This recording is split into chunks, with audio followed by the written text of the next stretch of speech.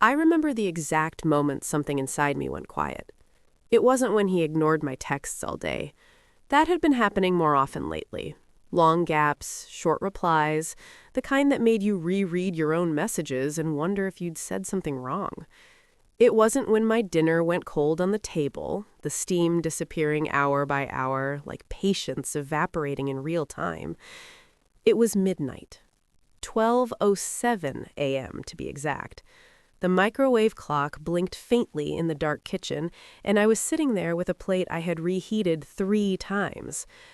The house was silent in that heavy, suffocating way, like even the walls were holding their breath. Then I heard the front door open. Not rushed, not guilty, casual. He walked in like a man coming home from a normal day. Jacket slung over his shoulder, keys tossed onto the counter, that same faint cologne I had bought him last Christmas, only now it smelled wrong. Not stronger, not weaker, just misplaced. And then I saw it. That smirk. Not a smile, not relief at being home, a smirk. "Hey," I said, my voice smaller than I expected. He didn't answer right away. He poured himself a glass of water first, like I wasn't even there, like I hadn't spent the last 8 hours checking my phone every 10 minutes. "You didn't answer me," I said, trying again. "I texted. I called." He finally looked at me then, and he laughed. Not loudly, just under his breath, like I'd said something mildly amusing. "Relax," he said. "I was busy." Busy. That word used to mean overtime, deadlines, stress. That night, it meant something else. I didn't push, not yet. I had learned, over 12 years of marriage, that timing mattered more than truth. You don't confront a man when he thinks he's in control. So I just nodded. "Dinner's cold," I said. "I'm not hungry." Of course he wasn't. He leaned against the counter, scrolling through his phone, thumbs moving fast, like there was someone more important on the other side of that screen. I watched him for a second longer than I should have. There was something different. Not just the distance, not just the indifference. Confidence. The kind that doesn't come from within, it comes from getting away with something. I looked down at my plate. "I stayed up for you," I said quietly. That's when he smiled again. And then he said it. Casually, carelessly, like he was commenting on the weather. "Do you know what happened?" I didn't answer. "I slept with my boss." Just like that. No hesitation, no buildup. One sentence. 12 years compressed into 6 words. I think part of me expected him to laugh right after, to say it was a joke. A cruel one, maybe, but still a joke. He didn't. He took a sip of water and watched me, waiting, measuring. "And," he added, tilting his head slightly, "I'd do it again if I got the chance."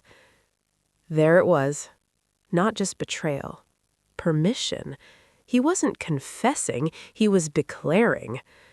I remember noticing small, stupid details in that moment. The hum of the refrigerator, the way the kitchen light flickered just slightly, the exact pattern of sauce on my plate, now dried at the edges. And then I nodded. That's all I did. No shouting, no crying, no dramatic scene, just nodded. "Okay," I said. I picked up my fork and took another bite of cold food. He frowned just for a second.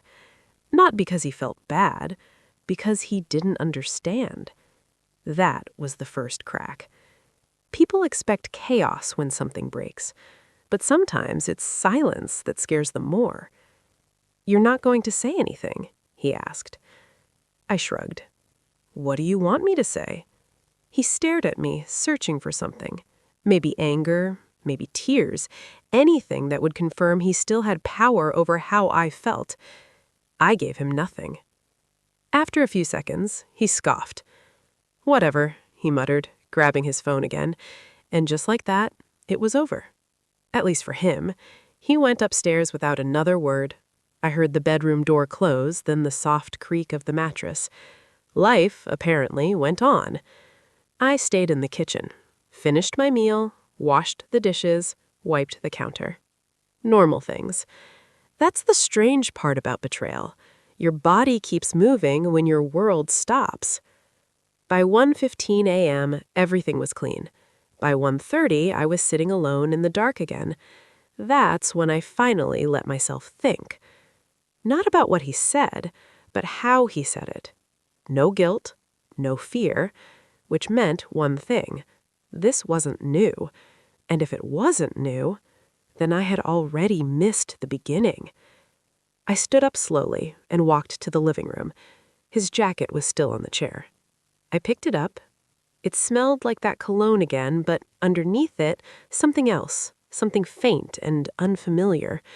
I checked his pockets, receipts, a parking stub, and then his phone buzzed upstairs. A message. Late. Too late for work. I didn't need to read it. Not yet. Because something had shifted inside me already. Earlier that night, I was a wife waiting for her husband to come home. Now, I was something else. Not angry, not broken, just awake. And for the first time in a long time, I started paying attention. I didn't sleep that night, not even for a minute. I lay there next to him, listening to the rhythm of his breathing, steady, deep, undisturbed. The kind of sleep you only get when your conscience is completely clear or completely absent. At 2:13 a.m., he turned over and mumbled something. I caught a word. Meeting. I almost laughed. By 3 a.m., I stopped pretending to rest. I got out of bed quietly, careful not to wake him, and walked back downstairs. The house felt different now. Same furniture, same walls, but it no longer felt like mine.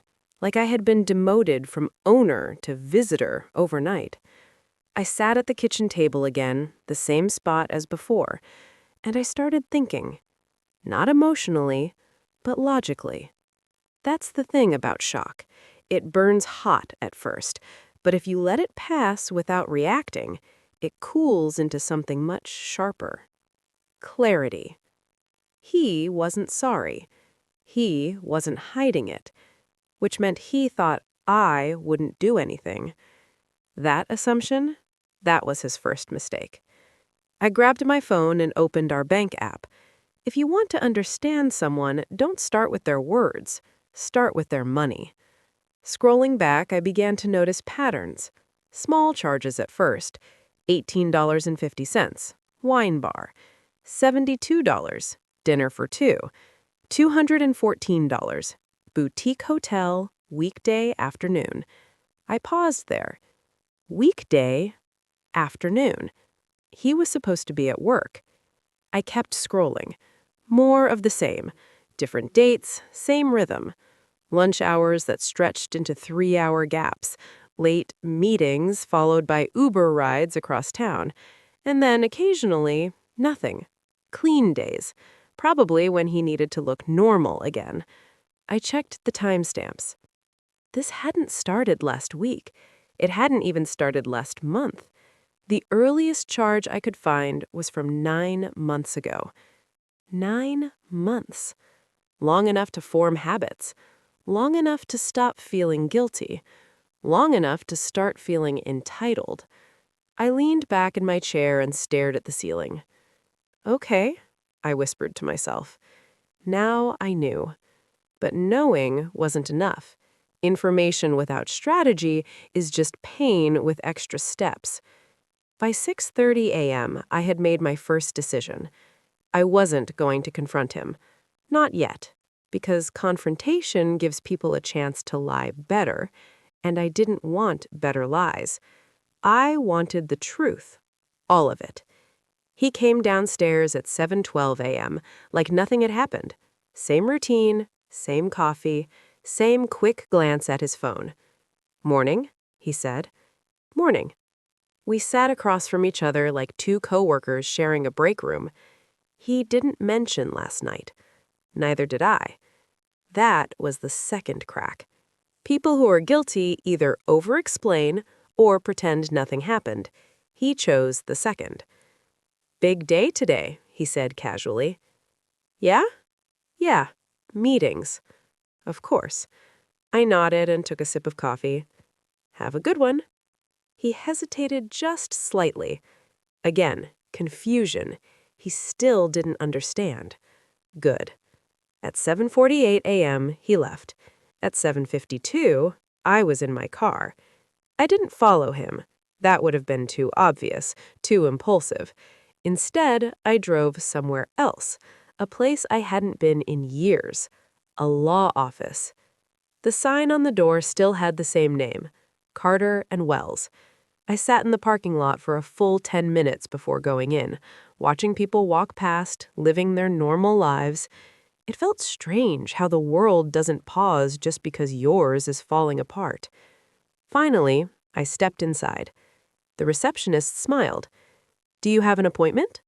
I said, "No, but I think I need one." By 8:30 a.m., I was sitting across from Daniel Carter. He looked older than I remembered, more gray, less patience, but his eyes were sharp. "Tell me what's going on," he asked, raising an eyebrow. Told him. "Not everything, just enough." "He admitted it?" Daniel asked, raising an eyebrow. "Very clearly." "And you didn't react?" "I did, just not in the way he expected." That earned a small smile. "Good," he said. "That gives us room to work." Us. I hadn't realized how much I needed to hear that word. "What are my options?" I asked. He leaned back in his chair. "Well," he said slowly, "that depends on what you want." I thought about that. Not what I felt, not what I feared, what I wanted. "I want to make sure," I said carefully, "that when this ends, I'm not the one who loses." Daniel nodded. "Then we don't rush, we document, we verify, and we plan." That was the moment everything shifted. I wasn't reacting anymore. I was preparing. Over the next hour, we went through details: joint accounts, property ownership, retirement funds. The house alone was worth $620,000, mortgage mostly paid off. Our savings? Just over $148,000. His salary had increased significantly in the past year. Promotion, he said. Now I wondered, "Do you know the boss?" Daniel asked. I shook my head. "Never met her." "Then we find out who she is, because if there's a power imbalance or company policy violations, that changes everything." I nodded slowly. This wasn't just about betrayal anymore. It was about leverage. By 10:15 a.m., I left the office with a folder and a plan. Step 1, gather evidence. Step 2, stay quiet. Step 3, let him keep thinking he's in control. I got back into my car and sat there for a moment. 9 months. That's how long he thought he had been winning. I started the engine. "Okay," I said softly.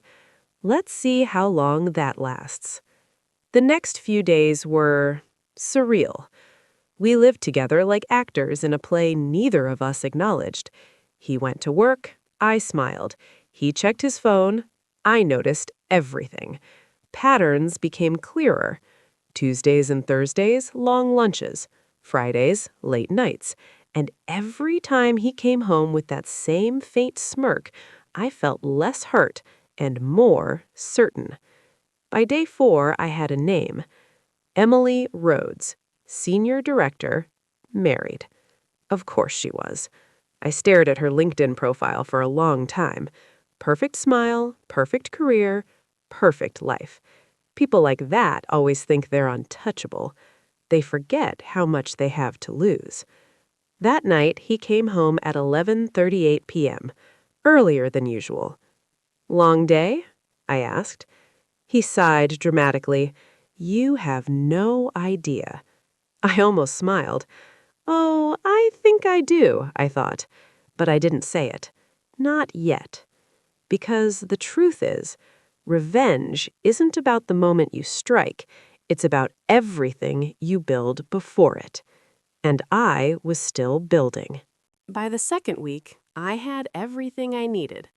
Not just suspicions, proof. Time-stamped bank records, hotel receipts, screenshots of messages I wasn't supposed to see, but did, thanks to a shared tablet he forgot was still synced, names, dates, locations. Patterns. Always patterns. Affairs feel chaotic when you're inside them. From the outside, they're painfully predictable. Tuesdays, Thursdays, sometimes Fridays if they were feeling bold. Same hotel twice a month. Same wine bar, same private jokes and texts. Recycled, lazy, almost insulting in their lack of creativity. At one point, I actually laughed. 12 years of marriage and that's what he traded it for? Discount romance and copy-paste affection? There's a strange kind of freedom in that realization. It stops being personal. It becomes statistical. I met Daniel again on a Thursday morning, 9:05 a.m. I remember because I arrived early, on purpose. Control, I had learned, often starts with being 10 minutes ahead of everyone else. He flipped through the folder I handed him, page by page, slower each time. "Wow," he muttered. "Good wow or bad wow?" I asked. "For you," he said. "Very good." He tapped one of the printed screenshots. "This," he said, "is leverage." I leaned forward slightly. "And her?" I asked. He nodded. "Even more so." We had done our homework. Emily Rhodes, married, 2 kids, high-ranking position in a company with very clear internal policies about workplace relationships, especially those involving power dynamics. And based on what we found, this wasn't just an affair. This was a liability. "Here's the thing," Daniel continued. "We don't need to go nuclear immediately." "I don't want immediate," I said. "I want precise." That earned another one of those small approving smiles. "Good," he said, "because precision wins cases." We spent the next hour mapping it out. Not emotionally, strategically. Divorce filing, timed carefully. Asset protection, already in motion. Documentation, organized in a way that told a clean, undeniable story. And then, the final piece, exposure. Not public, not messy, targeted. Because chaos might feel satisfying in the moment, but consequences last longer when they're delivered quietly in the right rooms to the right people. "Are you sure you're ready for that part?" Daniel asked. I thought about the past 12 years, about the midnight confession, about that smirk. I was ready the moment he stopped being afraid of losing me, I said. Daniel nodded. Then we move.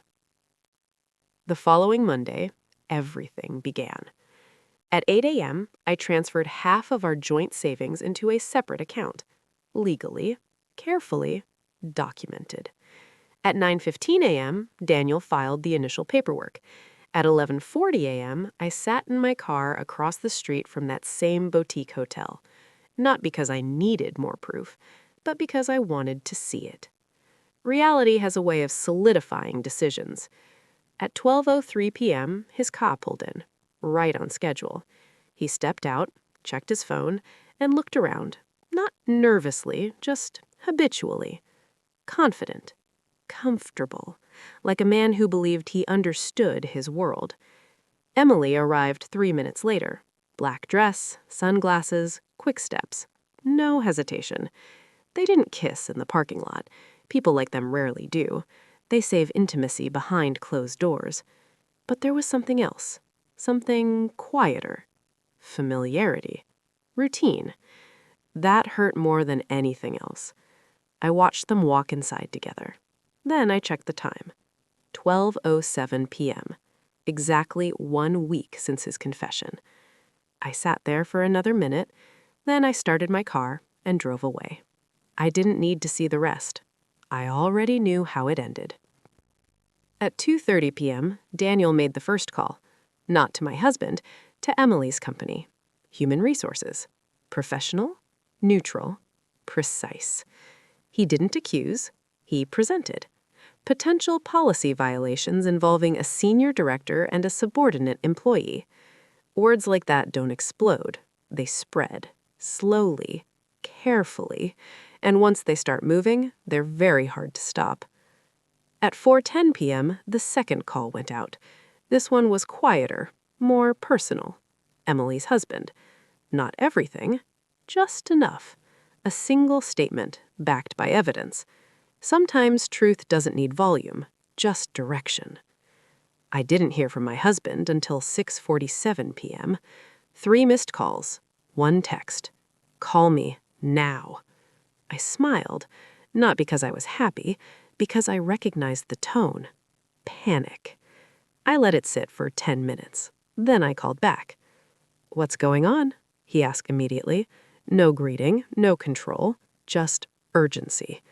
"Nothing," I said calmly. "I just got home." There was a pause. "You didn't do anything today, did you?" That question told me everything. I leaned against the kitchen counter, the same spot where he had stood a week ago. "Like what?" I asked. Another pause, longer this time. I don't know," he said. Of course he didn't, because for the first time, he wasn't the one with the information. "I'm making dinner," I said. "Do you want me to wait for you?" Silence. Then, "I'll be late," he muttered. "Of course you will," I thought. "Okay," I said softly, and I hung up. He came home at 10:22 p.m. No smirk this time, no confidence, just tension. "Did something happen?" he asked, dropping his keys harder than usual. I looked up from the table. Same plate, same routine. Different energy. "What do you mean?" I asked. He ran his hair through his hair. "Work's been weird," he said. HR called me in, asked questions. I nodded slowly. "About?" He hesitated. "Nothing," he said quickly. "Just stuff." I almost laughed. People always think they can lie better under pressure. They can't. They just lie faster. "Sounds stressful," I said. He stared at me for a long moment, trying to read something. Anything. "You're acting strange," he finally said. I tilted my head slightly. "Am I?" "Yes." "How?" "You're too calm."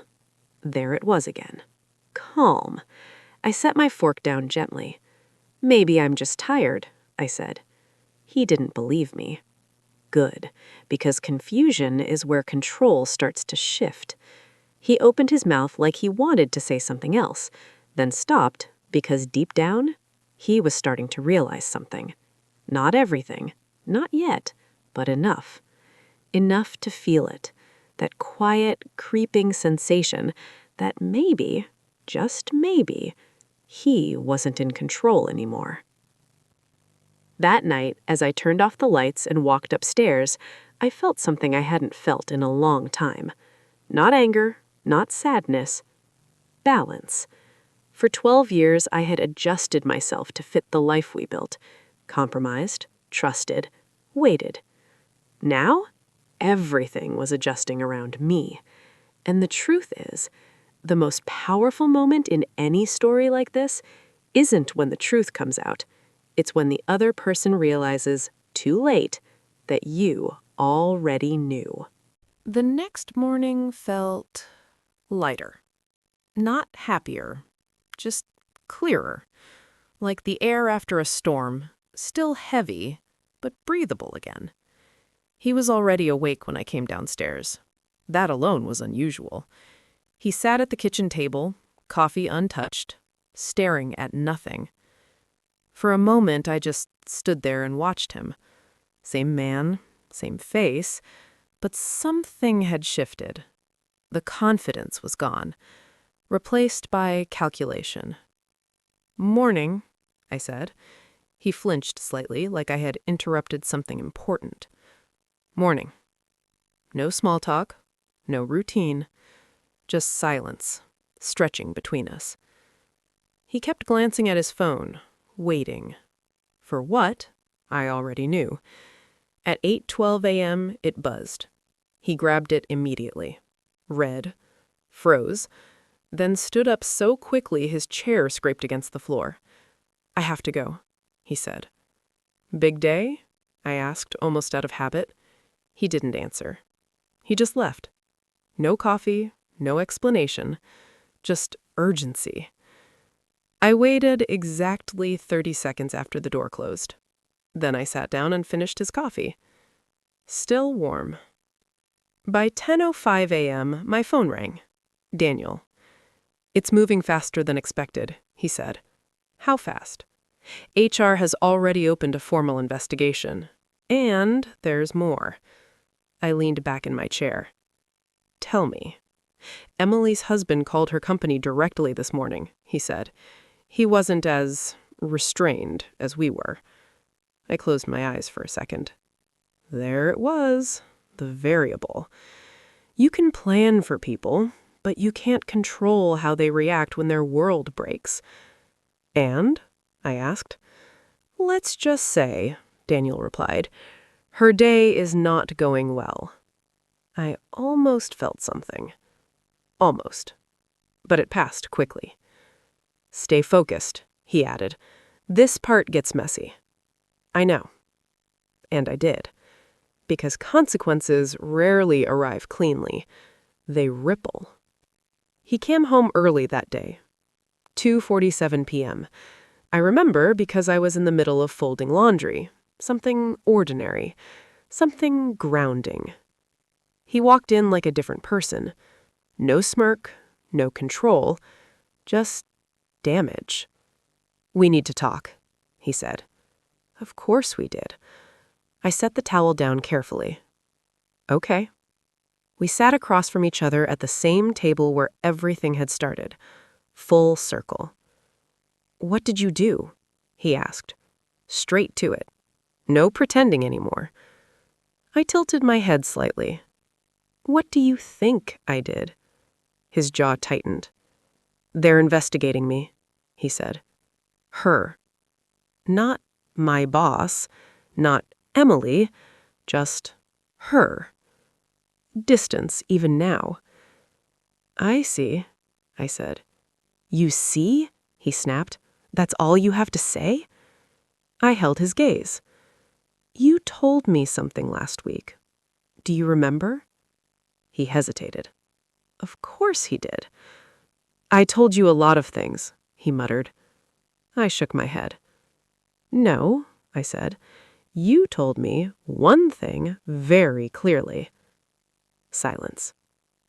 "I slept with my boss," I continued, repeating his words exactly, "and I'd do it again if I got the chance."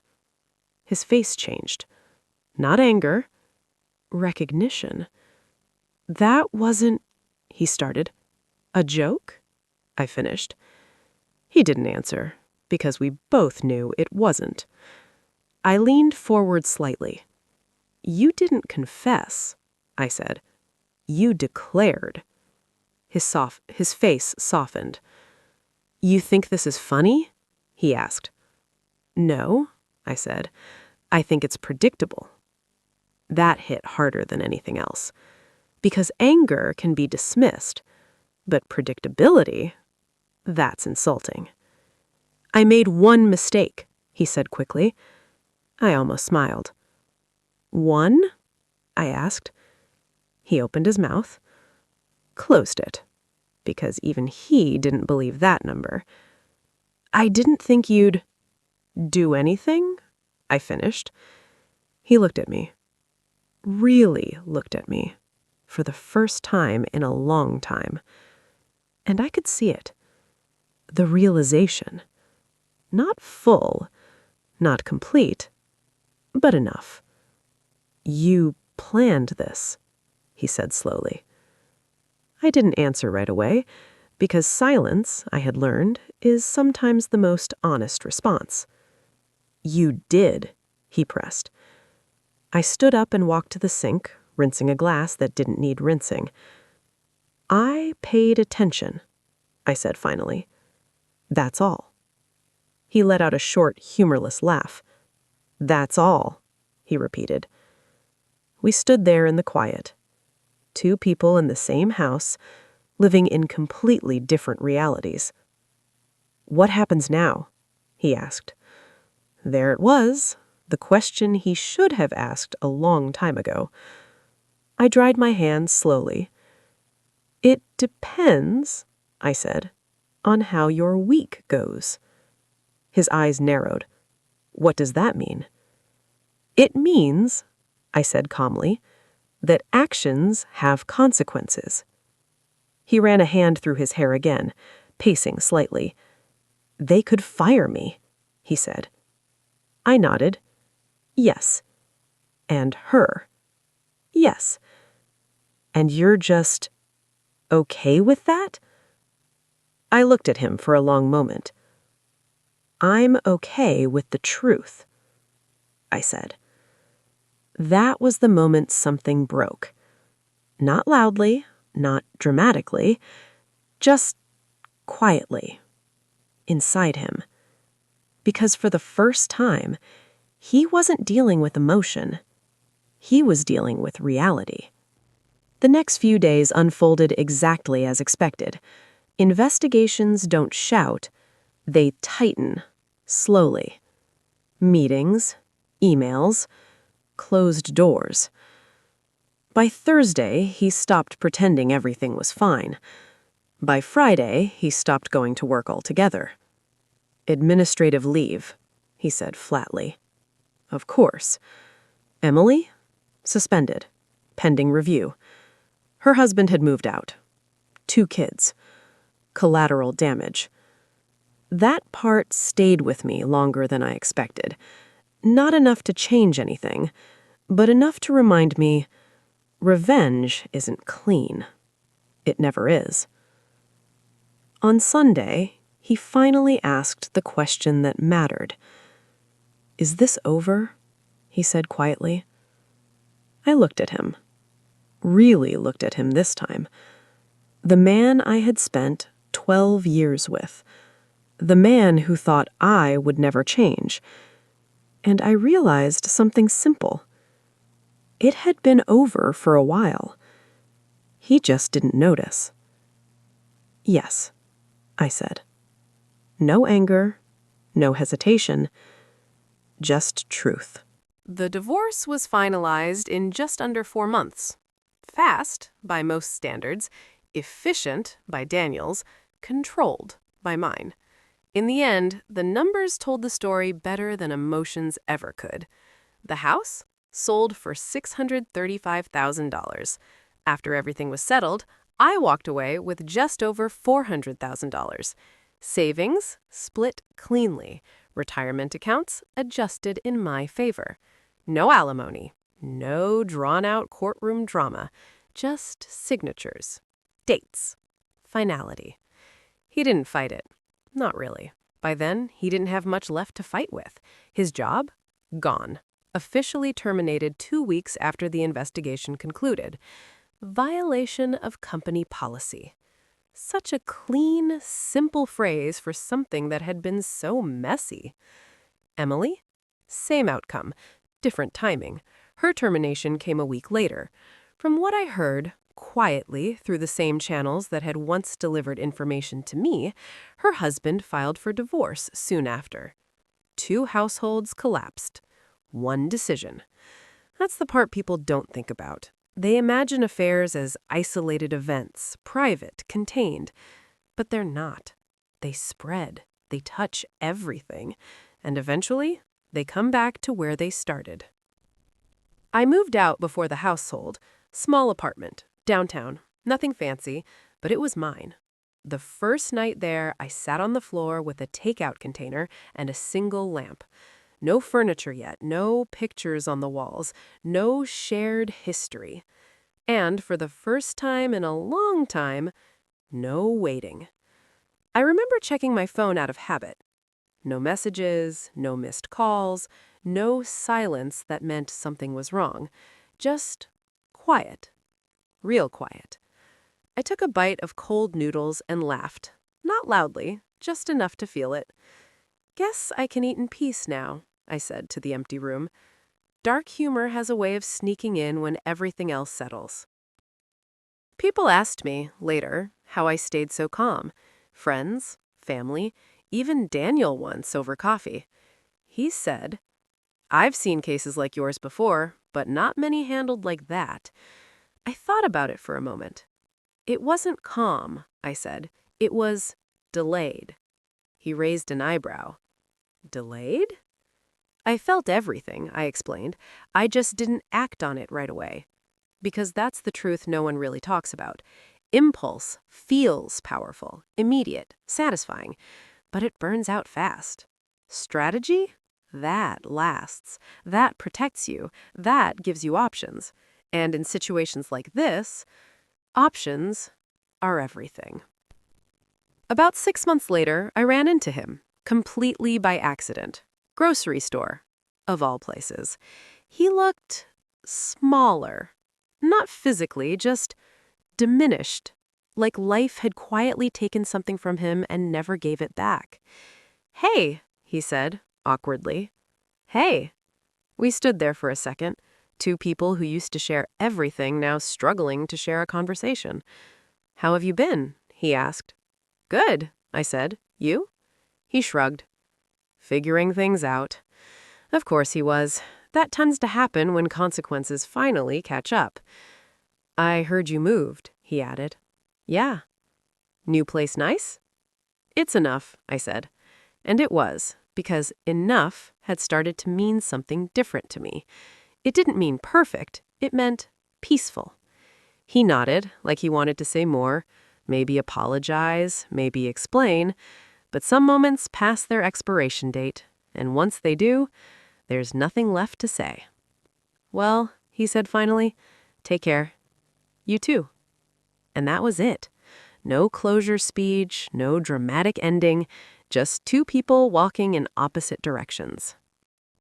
The truth is, I didn't win because he lost his job, or because the marriage ended on my terms, or even because everything played out exactly the way I planned.